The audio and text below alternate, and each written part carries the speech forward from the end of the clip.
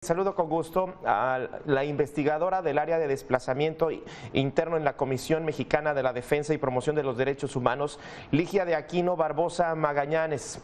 Ligia, ¿cómo estás? Con el gusto de saludarte. Platícanos cómo se observa el fenómeno de los desplazados actualmente.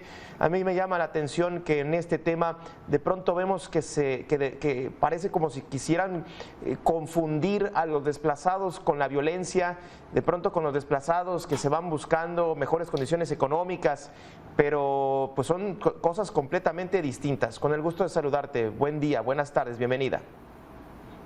Hola Gabriel, buenas tardes, muchas gracias por el espacio y efectivamente, ¿no? Son dos cosas diferentes. Muchas veces las cosas se mezclan, es muy difícil cuando estamos hablando de movimientos humanos, de la realidad humana, muchas veces se terminan mezclando algunas de las condiciones, pero sí hay algo que es clave en el desplazamiento, que es parte de la definición del desplazamiento, y es que es un movimiento involuntario. Las personas se ven obligadas por salir por alguna razón, no es algo que desean, no es algo que hubieran planeado, sino que hay circunstancias o un evento, un hecho de violencia, un contexto de violencia, una situación de violencia generalizada en la que las obliga a salir, ¿no? Eso hablando de desplazamientos por violencia, que son los que investigamos en la Comisión Mexicana, pero también existen otros tipos de desplazamiento involuntario, por ejemplo, por un desastre, por los efectos del cambio climático, que también pueden obligar a las personas a desplazarse contra su voluntad. Ahora, con esta explicación me gustaría preguntarte cuál es hasta el momento, no sé si exista una cantidad precisa de personas o reportes que se tengan actualmente de los desplazados por la violencia que ha generado en algunas regiones del país, Ligia. Datos precisos no tenemos. Nosotros en la Comisión Mexicana, a través de justamente el monitoreo de prensa, de las notas que son publicadas por los medios de comunicación, hacemos un acompañamiento de casos de desplazamiento interno forzado en México, y a partir de ese trabajo hemos podido identificar casi 380,000 personas desplazadas internas en México en 16 estados del país, y eso contrasta bastante, por ejemplo, con la declaración del presidente que acabamos de ver hace un ratito, de que son muy pocas regiones. Entonces, sí, en la mitad de los estados del país al menos hemos identificado a personas desplazadas, y el número que hemos podido identificar son alrededor de 379,000, y es una subestimación, porque simplemente conocemos los casos que son publicados en los medios y sabemos que hay muchos casos que pasan, pero no son registrados. Ya. ¿Qué sucede con las personas? Primero, bueno, una cosa es las personas, obviamente, que es lo más importante, pero la región en sí, completamente desplazada, también pues sucede, pasa algo, las personas se van, dejan sus cosas y la región queda completamente en el abandono, ya cooptada por una célula del crimen organizado. ¿Qué sucede primeramente con las familias, con lo social? Obviamente tu día a día pues desaparece completamente, tu jornada ya no es la misma, Ligia.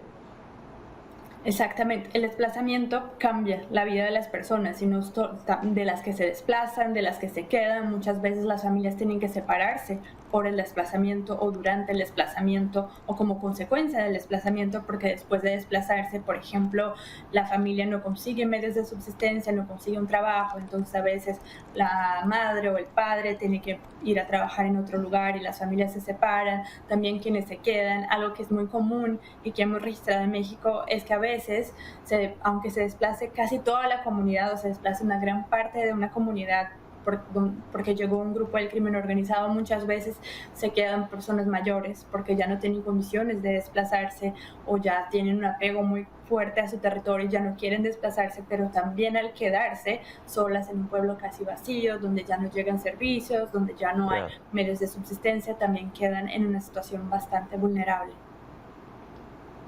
Sí, y en este sentido existe, no sé si se ha identificado alguna característica geográfica de las regiones en donde pues están siendo desplazadas estas comunidades, Ligia. Son diversas regiones en el trabajo. Una de las características que hemos observado, y es importante decir que ese no es el único tipo de desplazamiento que ocurre en México, pero al menos es el que se reporta. Entonces, en la información que sale en los medios, que generalmente son los desplazamientos donde sale mucha gente al mismo tiempo, porque hubo un evento de violencia de fuerte impacto, por ejemplo, un enfrentamiento, un ataque o que se quemaron casas en una comunidad, casi siempre son comunidades rurales, este tipo de eventos de desplazamiento. Entonces, esa es una característica en común. Y hablando de regiones, de esos 16 estados que yo comentaba, destaca en la región norte del país, la región entre Chihuahua, Durango y Sinaloa, que son estados donde hemos registrado muchos eventos de desplazamiento.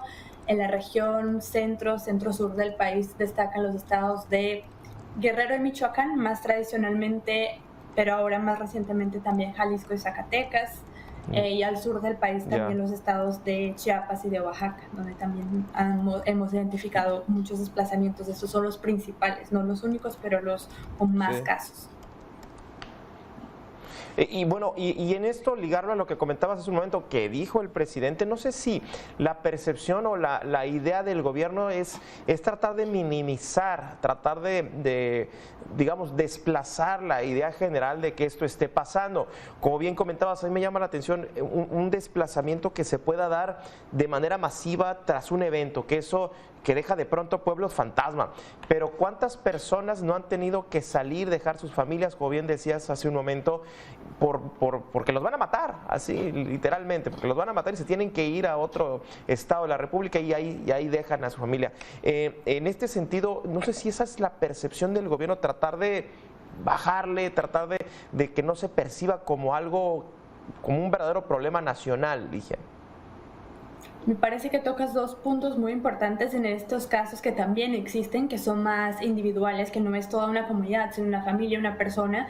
Y en estos casos, sobre todo, porque hay una amenaza y un riesgo claro a la vida de la persona, muchas veces la persona quiere esconderse y huye con un bajo perfil. Entonces también es muy difícil identificar este tipo de desplazamientos y por seguridad de la propia persona, y es por eso también que sabemos que las cifras que podemos estimar son una subestimación con lo que sale en los medios. Sí, respecto a la declaración del presidente, yo creo que lo principal que demuestra es una falta de coordinación dentro de los distintos actores que forman el gobierno y la administración pública de México. En 2019 el país reconoció la existencia del desplazamiento interno en el país, a diferencia de las administraciones anteriores que efectivamente negaban que existía este fenómeno, y no solo de manera por invisibilizarlo, pero diciendo que era algo que no ocurría en México. En 2019 sí hubo este reconocimiento. Entonces hay partes del gobierno, hay dependencias del gobierno, por ejemplo, la la Subsecretaría de Derechos Humanos, Migración y Población, la Unidad de Política Migratoria, que están haciendo algunas cosas para responder al desplazamiento interno, que está totalmente desconectado de lo que dice el presidente. Entonces hay partes del gobierno que lo reconocen, pero cuando la principal figura que representa el gobierno trata de invisibilizarlo, es bastante preocupante. Claro, y hablando de lo que se está haciendo bien, Ligia, en este sentido, vaya, no sé si lo único que se puede hacer es tratar de registrar ese, o de lo que se pueda hacer, o sea, ¿qué se puede hacer para evitar eso? Obviamente, pues brindar seguridad, ¿no? Sería lo principal, que la gente se sienta segura en el lugar en donde viven y no tenga que pensar en agarrar las maletas y vámonos. Dentro de lo que se puede decir que se está haciendo bien, ¿qué se está haciendo bien desde tu perspectiva? Esa es una buena pregunta. Creo que el reconocimiento fue un paso bastante importante. Después del reconocimiento también algunas dependencias del gobierno están tratando justo de entender mejor dónde se da el desplazamiento. Entonces, tanto el Consejo Nacional de Población como la Unidad de Política Migratoria han realizado y publicado estudios. Creo que otro es un fenómeno bastante complejo. Como decía, son diversas regiones del país, es un reto bastante grande porque sí, para prevenir que ocurran desplazamientos es el tema de seguridad, pero ahora ¿qué hacemos con toda esa gente que ya está desplazada y que tiene un montón de necesidades desde de educación, asistencia humanitaria, recuperar documentos? Entonces sabemos que es un reto bastante grande, y algo que me parece que se está haciendo bien es que creo que algunas de las dependencias federales tienen conciencia que para poder dar una respuesta integral y efectiva al desplazamiento es que se tiene que coordinar y también construir capacidades a nivel local, quien está en terreno y quien está cerca de la población desplazada. Muchas veces las primeras autoridades que tienen contacto con la población desplazada son los presidencias municipales, las autoridades locales, que muchas veces son municipios pequeños, que no tienen recursos, que no están tan parte de este diálogo y de los estándares del desplazamiento, de lo que pasa a nivel federal. Entonces creo que eso de construir capacidades, también destinar recursos a los niveles locales, creo que eso es algo que, por lo que he visto, algunas dependencias del gobierno federal están conscientes de eso y están tratando de descentralizar un poco la respuesta al desplazamiento interno, y creo que por ahí va.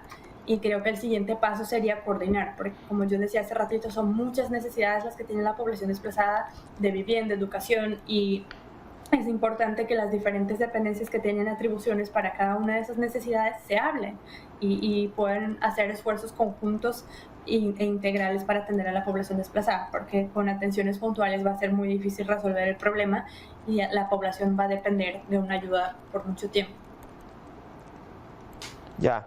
Muy bien, Ligia. Pues entonces, interesante sobre todo, porque inclusive ahorita que comentabas sobre esto de pronto se puede llegar a confundir, cuántas veces no se da por sentado inclusive que, bueno, pues los que se van a los Estados Unidos a buscar mejores oportunidades y mandan las remesas, gracias, pues al final de cuentas, pues ahí no queda bien definido si es un desplazado por la violencia, pues al final de cuentas, pues sí, desplazado sí, pero bueno, en el tema que nos compete, me imagino que inclusive el silenciamiento que pueda existir en estas comunidades, pues, que de pronto pues ya la gente ya no reporta nada, ya no denuncia nada, y es como tratar de vivir en una normalidad, como usualmente se le llama una especie de paz narca, que pues es igual de lamentable, Ligia.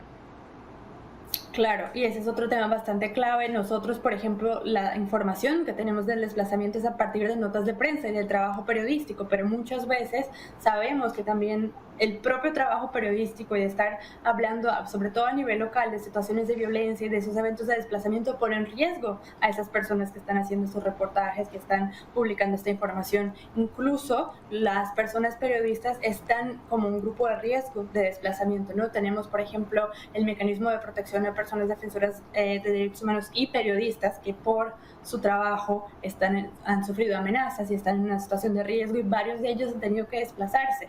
Incluso hay colectivos de periodistas desplazados que se han conformado. Entonces, justo al mismo tiempo en que hacen un trabajo clave para que podamos entender y tener datos y tener información y no invisibilizar este fenómeno, los propios periodistas están en riesgo de ellos mismos tener que desplazarse. Nosotros sí hemos tenido contacto con varios casos de eso y es bastante preocupante.